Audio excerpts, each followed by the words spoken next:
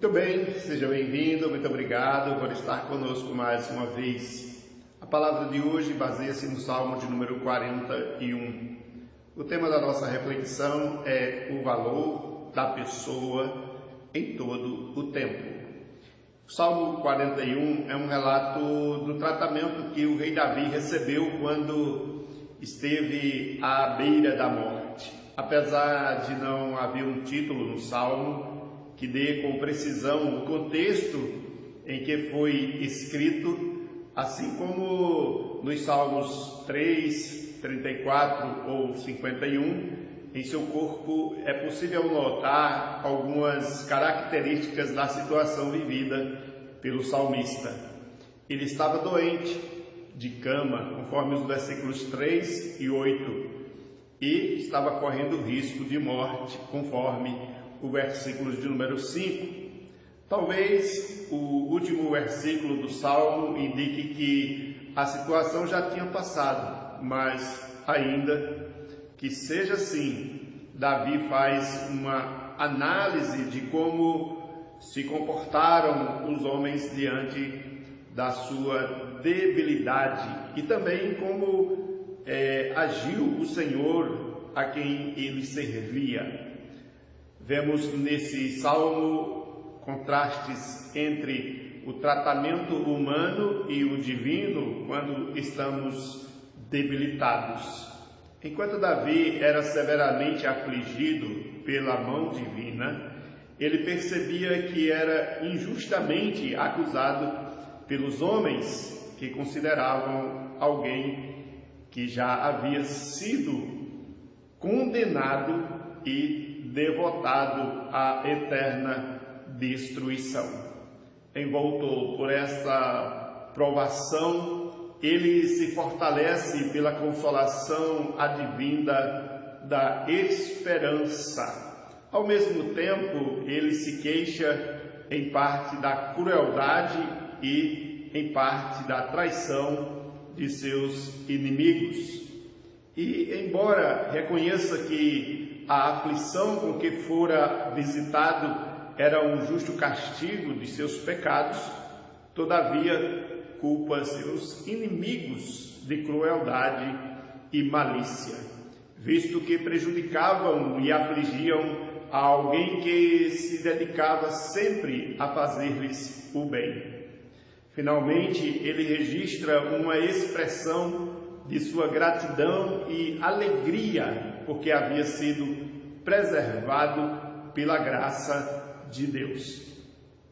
Extraído deste salmo algumas lições para a nossa edificação. Primeira, aprendemos que Deus, por várias razões, prova os fiéis com adversidades, para exercitá-los à paciência, para subjugar as inclinações pecaminosas da carne e ainda para purificá-los dos resíduos que restam das paixões da carne, os quais ainda persistem nessas pessoas, em seus servos, às vezes para humilhá-los, às vezes para fazer deles um exemplo para outros e ainda noutras vezes para instigá-los à contemplação da vida celestial. A lição mais importante diante dessas realidades é aprendermos a guardarmos contra um juízo tão precipitado. Devemos, pois, julgar prudentemente nossos irmãos que enfrentam aflição, o que equivale a dizer que devemos esperar pela sua salvação para que, caso os condenemos imerecidamente, antes do tempo, esta injusta severidade, no fim, não venha a cair sobre nossa própria cabeça.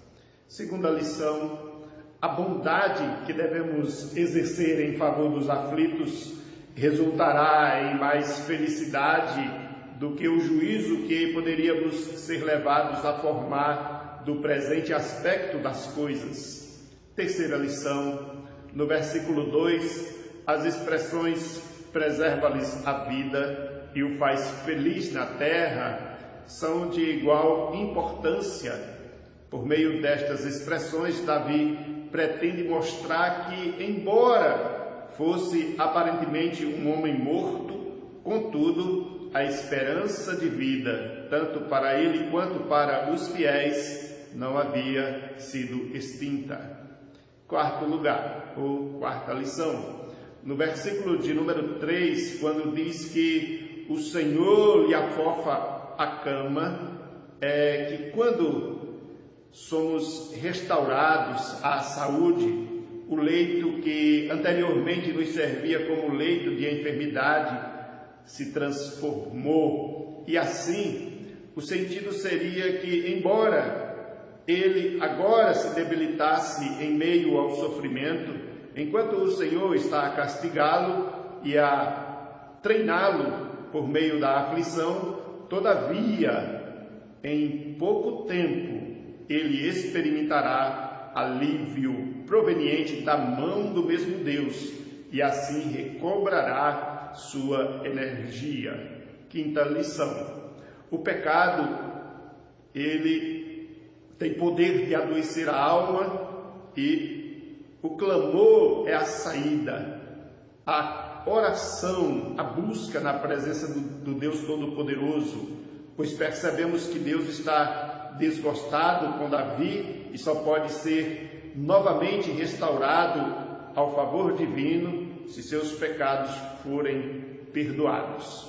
Sexta lição: os nossos inimigos não aliviam diante do nosso sofrimento, investem com difamação e malícias. Sétima lição: quando somos difamados pelos inimigos, os nossos amigos são influenciados por tais falatórios, e a partir de então, não só as pessoas de um modo geral, ou os estranhos a quem não somos conhecidos, mas nossos maiores amigos se posicionam contra nós. Que coisa, hein?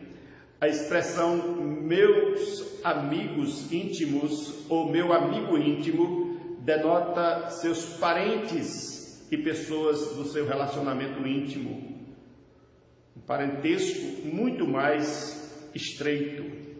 Oitava lição: em situações de tantos conflitos dos pensamentos, a única saída para ver alívio em seu coração é chamar por Deus, clamar a sua misericórdia e crer que Ele virá em seu auxílio, reconhecer que o Senhor nos sustenta e nos fará bendizer-lhe o nome.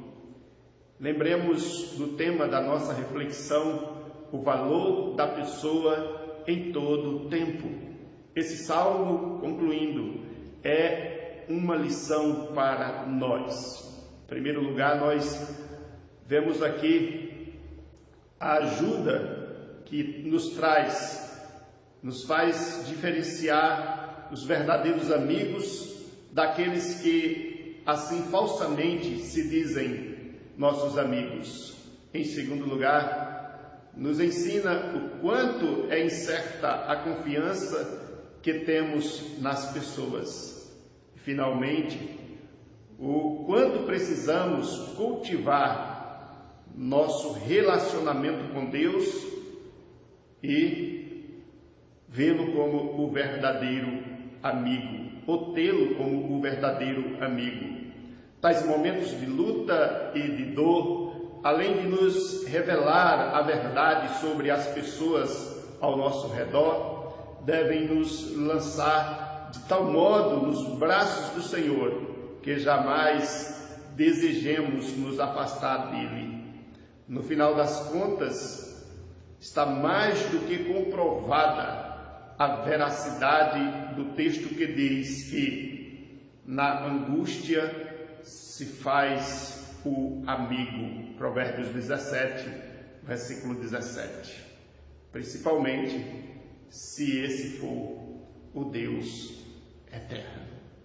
Que Deus abençoe a sua vida, que Deus renove o seu coração e te faça ciente da complexidade que é viver neste mundo de adversidades e muitas vezes ter que lidar com as investidas ou posturas, falatórios provindos de pessoas que muitas vezes consideramos como amigas.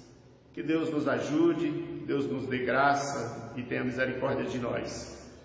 Compartilhe esta mensagem, inscreva-se no nosso canal e até a próxima oportunidade, se o bom Deus assim nos permitir. Muito obrigado.